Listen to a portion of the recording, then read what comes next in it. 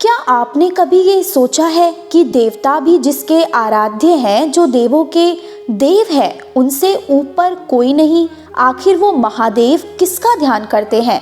क्या महादेव से भी बड़े कोई भगवान हैं जिसकी आराधना भगवान भोलेनाथ करते हैं? तो आज की इस वीडियो में हम आपको बताएंगे कि कैलाश की शिव समाधि स्थल पर बैठकर 24 घंटे किसके ध्यान में मग्न रहते हैं भगवान शिव। तो इस वीडियो को अंत तक जरूर देखें। ये सवाल केवल आपके और हमारे मन में ही नहीं उठ रहा है, बल्कि खुद ये सवाल माता गौरी के मन में भी उठा था कि जिसे सभी चर अचर और पूरा संसार पूछता है, वो खुद किसका ध्यान करते हैं।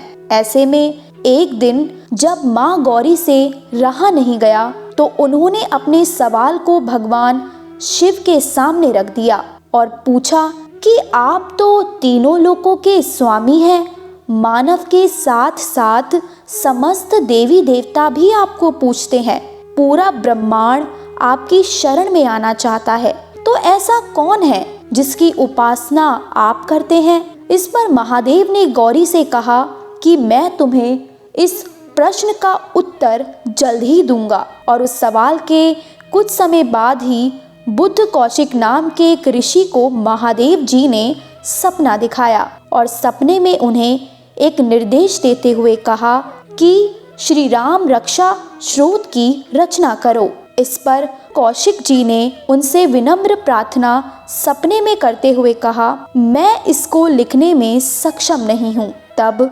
शिवजी ने श्री राम लक्ष्मण स्रोत पूरा का पूरा सपने में ही कौशिक ऋषि को सुना दिया। उसके बाद कौशिक ऋषि ने उसको लिख दिया।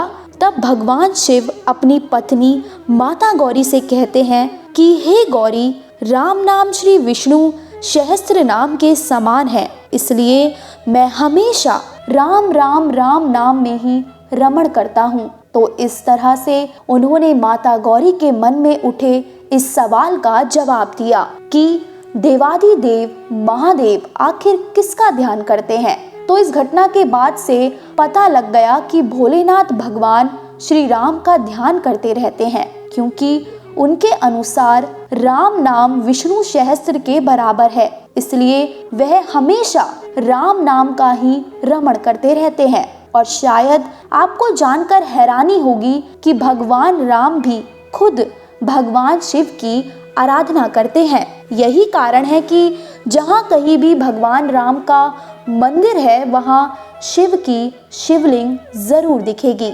भगवान राम कभी भी शिव का स्मरण किए बिना कोई भी काम नहीं करते हैं। कहा जाता है कि लंका पर विजय प्राप्त करने के लिए भगवान राम ने समुद्र किनारे शिवलिंग बनाकर शिवजी की पूजा की थी। इससे खुश होकर भगवान शिव ने उन्हें विजय श्री का आशीर्वाद दिया था।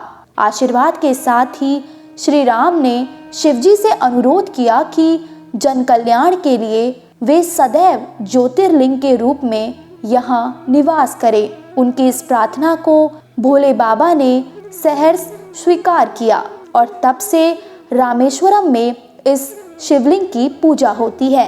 ये शिवलिंग त्रेता युग में स्थापित किया गया है। इसके अलावा भगवान शिव भी राम के अनन्य भक्त हैं।